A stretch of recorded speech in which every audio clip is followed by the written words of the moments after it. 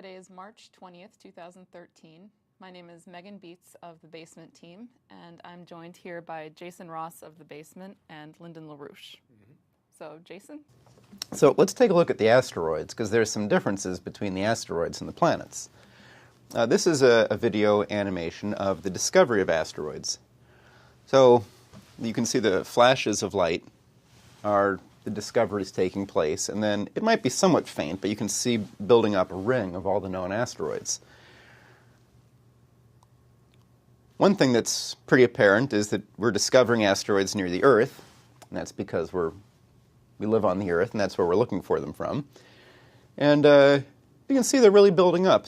Today, there are about between 500,000 and 600,000 known asteroids, and some 10,000 or so that are near the Earth, whose orbits are near the orbit of the Earth.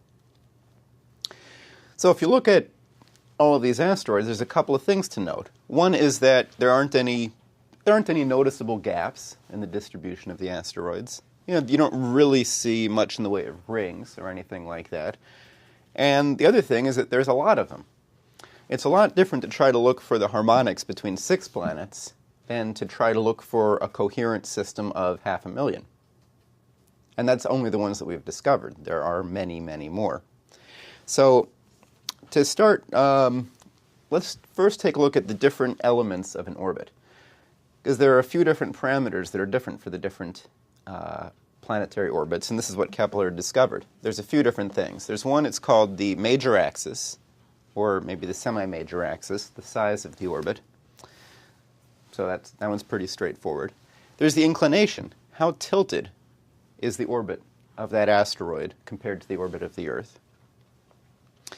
We've got how eccentric the orbit is. How much is it like a circle versus an ellipse? We've got the longitude of the node. This reorients the inclined plane of the asteroid, as you can see there.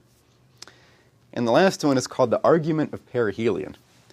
This is the adjustment of the line of apsides of the planet. Where in its orbit is it closest to the Sun, and where is it farthest from the Sun? So I know that was kind of quick. There'll be an accompanying page to go with this weekly report in the description where you can see some of these animations again at your own speed. So those basic parameters, the two that Kepler looked at the most were the major axis, the overall distance of the planet from the Sun, and the eccentricity. With the major axis and the eccentricity, that gave the speeds as perceived by the Sun that Kepler used for making his harmonics. He didn't use inclination. He wasn't able to get a good idea of how inclined the planets were because he knew that it was incorrect to base that measurement on the Earth's path around the Sun, which itself is just one path among many. So let's take a look at what we did to start trying to break the asteroids up into groups that might each have a characteristic orbit, to perhaps try to apply Kepler's method to individual groups of asteroids, since the asteroid belt as a whole is just so different and so disparate.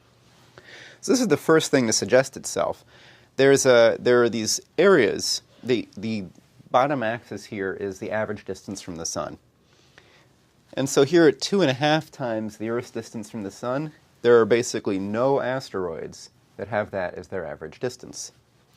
These gaps that appear are known as Kirkwood gaps, after the fellow who discovered them. In between these gaps, there are, clumps of asteroids. So one thing to try was to look at these different groups of asteroids in between the gaps. Here's one way of dividing them into 5 groups. They could be further divided. And start trying to look at each of these groups individually. Maybe that's one way to bring the problem down to a manageable size. So the thing with these groups is that although those average distances are places where no asteroids are found, here I'm showing red was the first group, orange is the second one. There aren't actually gaps in the ring of the asteroids. There aren't places where you see that there's nothing to be found, like you do in the rings of Saturn, for example, because asteroids don't move in circles. Because they move in ellipses and they're going in and out from the Sun, you can see there's overlap here. there aren't actual gaps in the ring of the asteroids. That's what I wanted to show here. So for all the asteroids, these charts tell you how many asteroids have a certain characteristic. So for all the asteroids, these are these 5 groups that we saw earlier. So here's the average distance from the sun, and then the peak of the mountains here is how many asteroids have that characteristic. So right here, there's a lot of asteroids with about, 2.3 something as their average distance from the sun. And here's the 2.5 that we saw earlier with the red line, where there are almost none. When looking at all the asteroids, there's some characteristics that don't seem to have like one common average. Like here's the average speed of the planet at its closest position to the sun. There are several different peaks. There's not one characteristic of the entire asteroid belt as a whole. But now, taking a look at just one of those 5 groups, you can see that it's much more the case. There's one average slowest speed and, sort of one average fastest speed. It seems that we're making some progress in trying to have groups of asteroids we could then look for harmonies in. Here's something that Kepler never looked at, but shows a really shocking connection here. This is the longitude of perihelion of all the asteroids. So that's what direction in the sky, just like we've got longitude on the Earth, and we measure it from 0 degrees going through Greenwich in England. The same thing with planetary positions, with the positions in astronomy. There's one spot that's considered 0 degrees, which is it's related to the spring equinox, and then all around the ecliptic, like the equator on the Earth, you have how many degrees are you at. So these are charts of at what degree position around the sky are asteroids closest to the sun. So for these 5 different groups, you can see that they all definitely have a peak. They've all got a place where they're most likely to find their perihelion. And I drew these black lines on. They're all at about the same place. Now that black line is Jupiter's perihelion. So we're starting to see that these asteroids, maybe not that surprising because Jupiter is so big and so close to them, these asteroids have definitely got something in common with Jupiter, or at least something in Jupiter's average direction.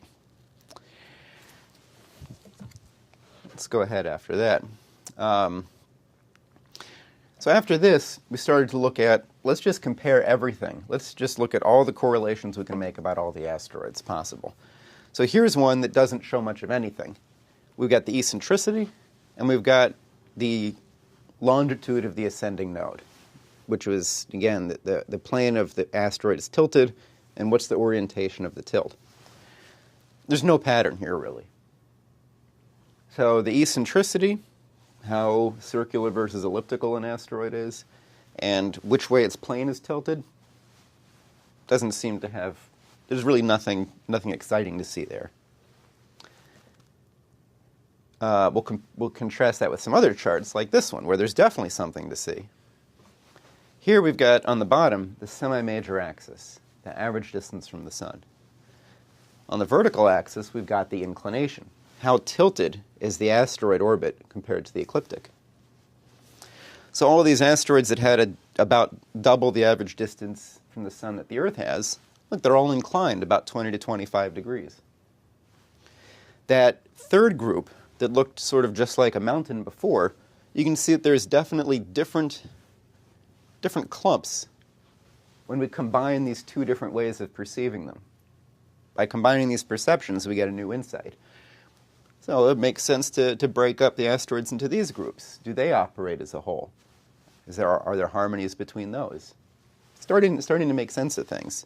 Is this one planet that got broken up? Is it coagulating towards being one larger body? It's hard to tell. We don't have a lot of time observations to go back and look at to see how the system is evolving, seeing how relatively recently most of the observation techniques are. Here's another one.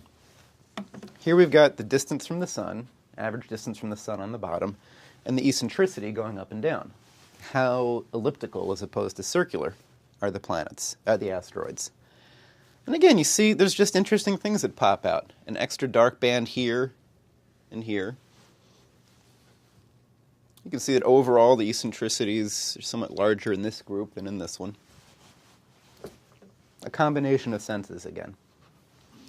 So now let's take a look at combining more of these perceptions, looking at things that Kepler wouldn't have investigated, or Kepler couldn't have used in what he was doing, but that we can use. So again, with these 5 groups, you look at how dull or one-dimensional this is compared to seeing those same 5 groups here or here. Right? There's a lot more in there than when you just look at distance from the sun. When you bring in the other parameters, you learn a lot more.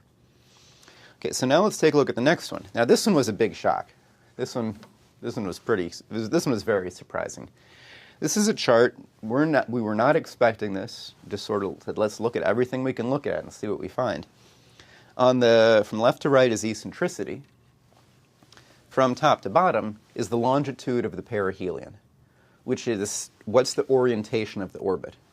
If this is the sun, the planet's on an ellipse, you could change the part of the ellipse that's farthest or closest to the sun, twisting the ellipse around. That's what the longitude of perihelion is.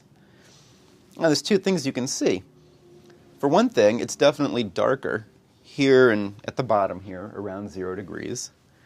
There's overall less asteroids that have got a longitude of perihelion around 180 in the middle here. But here's the big shocker. You definitely get these bands. It seems like there's clumps of asteroids that are where these 2 perceived things seem to be conspiring due to some outside cause. So here's another one. The eccentricity and the longitude of perihelion are conspiring and working together for some purpose, although they're just things that you observe. Now, what I didn't put on here is Jupiter's perihelion. Jupiter's perihelion's at 15 degrees, right in the thickest part. Or its aphelion is at 195, which is right here. The minimum for the eccentricities. These all come down to their bottom right here, lined up with Jupiter. So that started to say, well, are they being overall directed in the general direction of Jupiter? Well, how do you look at an orbit as a whole sort of moving towards Jupiter as a whole? How do you look at one orbit? How do you look at the orbit of a rock that's moving around and is in many different positions? How can you look at that orbit as one thing, as one position? Well, you can look at its center. We didn't use the actual geometrical center of an ellipse because there's really nothing there.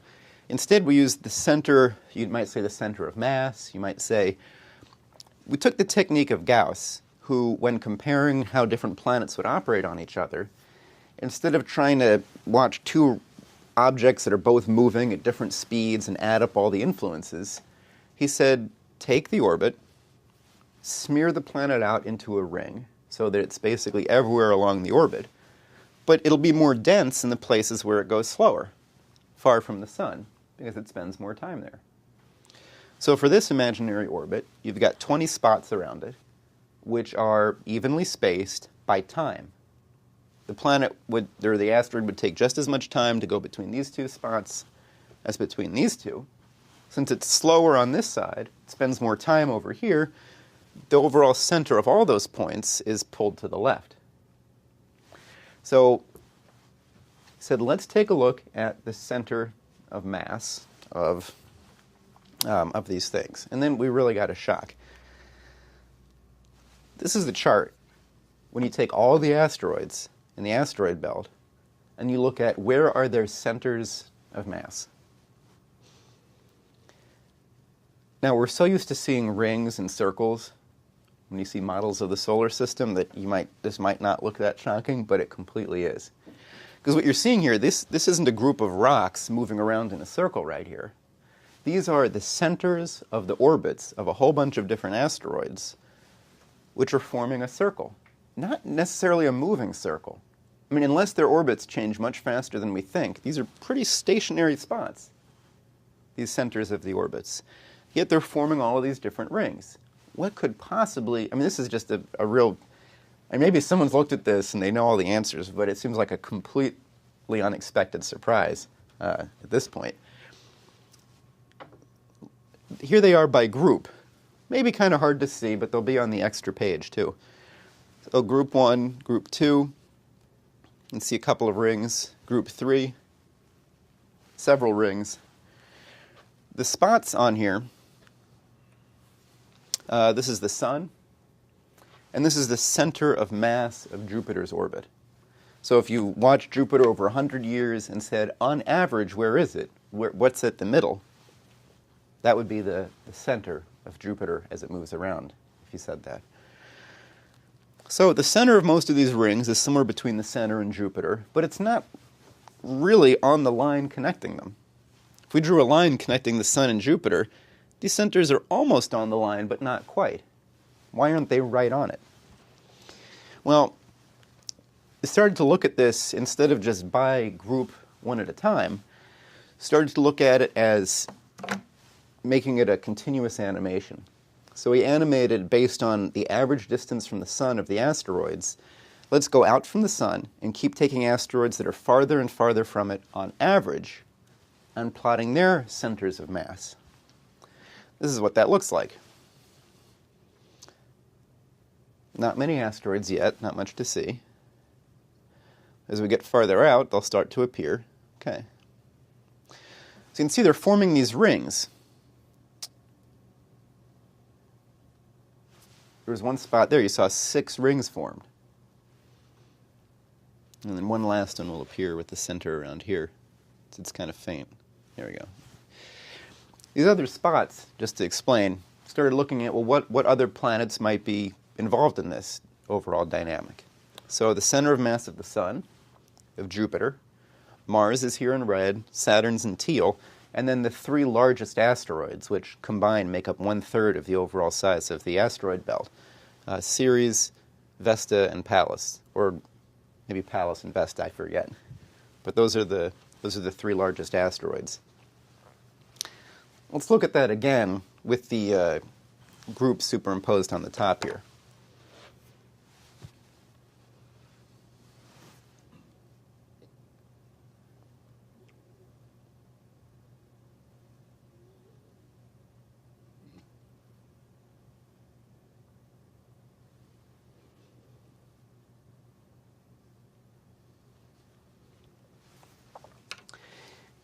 And then let's do it one more time with the rings indicated.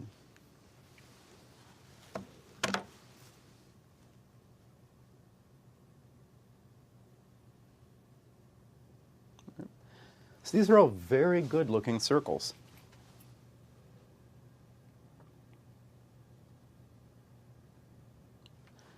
Maybe they're ellipses. It's hard to tell a circle from an ellipse unless the eccentricity is pretty big. This one's got a bit of a lump over here.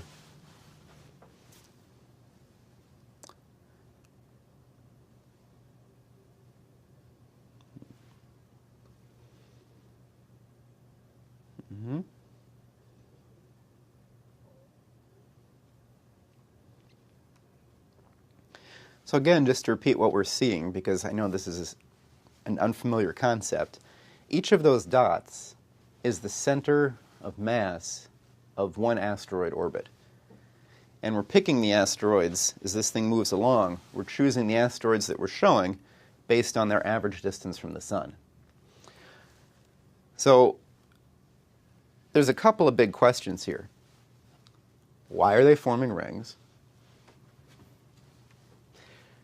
Second, if we break them up by the rings that they're a part of, and then, this we haven't done yet, but this is like so far where we're at. If we break up the asteroids into which ring they're a part of, well, those asteroids, if we start looking at them from Kepler's overall approach, what might we find in terms of a dynamic between them, in terms of a harmonic between them? I took another look at this. This time we're going to see, I'll show it twice. This moving black dot is the just calculated center of all of the gray dots you're seeing everywhere. It's the center of all the asteroids that are appearing. So you can watch how the center is moving around mostly between the Sun and Jupiter, but not exactly.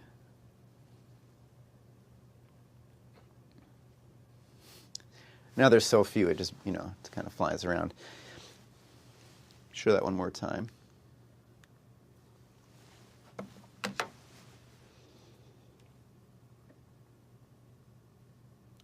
The distance of Mars now. Okay, into the asteroid belt. This one's like right on Mars for a second.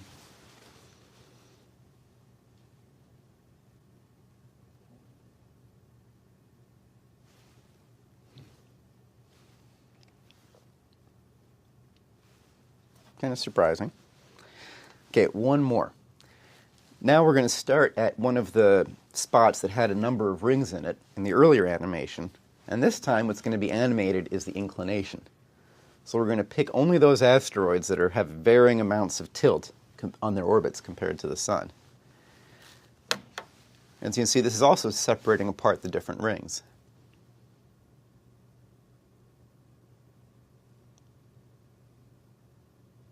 Right.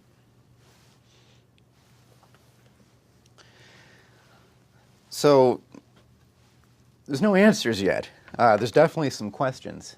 The biggest ones being, of course, why are there rings? That's totally unexpected. The other thing that we could ask, some of the ways to follow this up would be to break up the asteroids into the different rings, actually figure out a way of just selecting one ring at a time and looking at the characteristics of that one ring, treating it as one orbit, if that's possible. It's still not certain whether they've all got the same tilt or not inside one of these rings. But if they do, maybe they're becoming planets. Maybe they're coagulating. Maybe they once were, and they're broken apart. Hard to say, but you actually could apply Kepler's method to that. The other thing is, how are these things changing over time?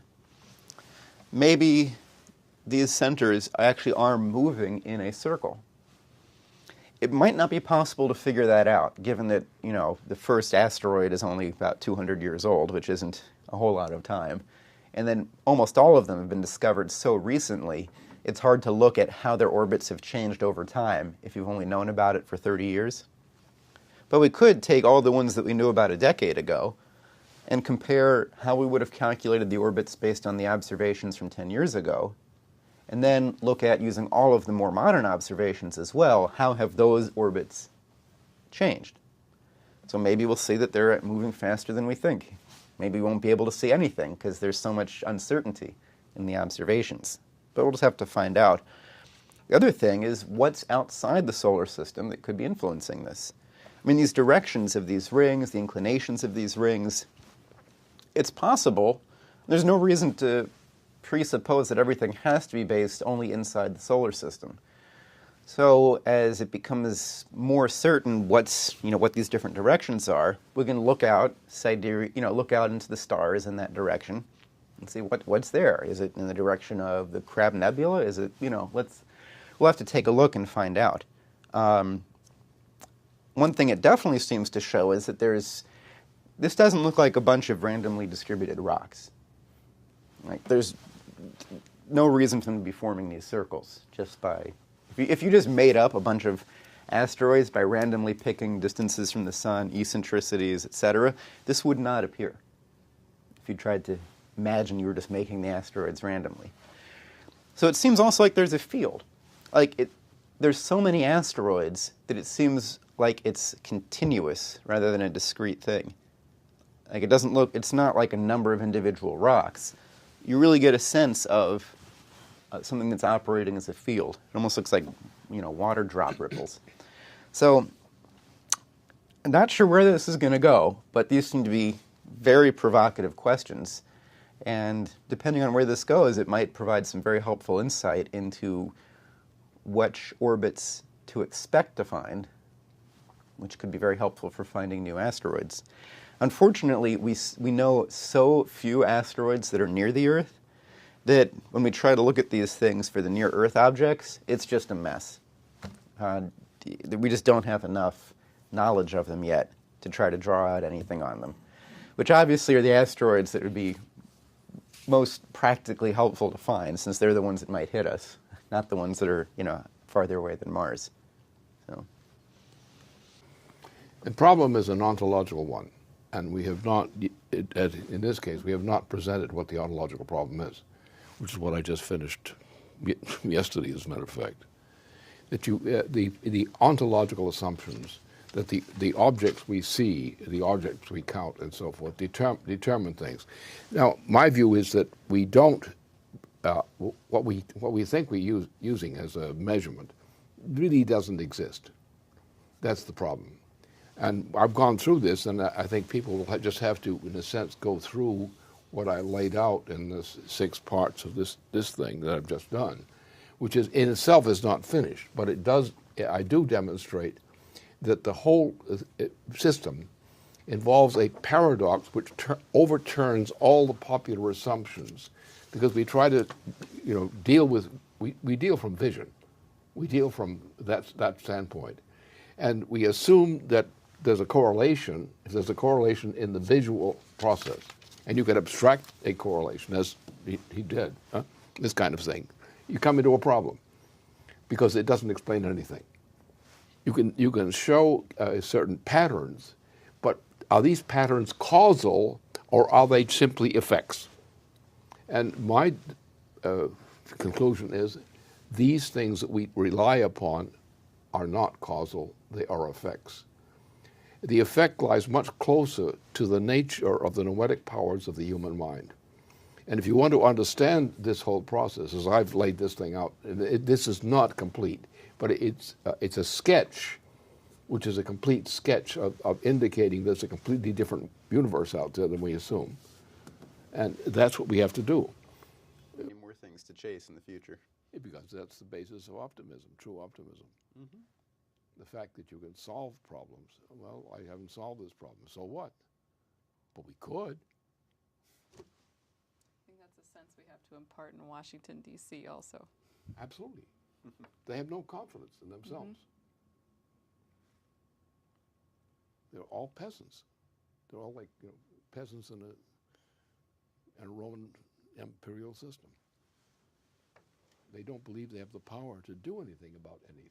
Today, there are about between 500,000 and 600,000 known asteroids, and some 10,000 or so that are near the Earth, whose orbits are near the orbit of the Earth.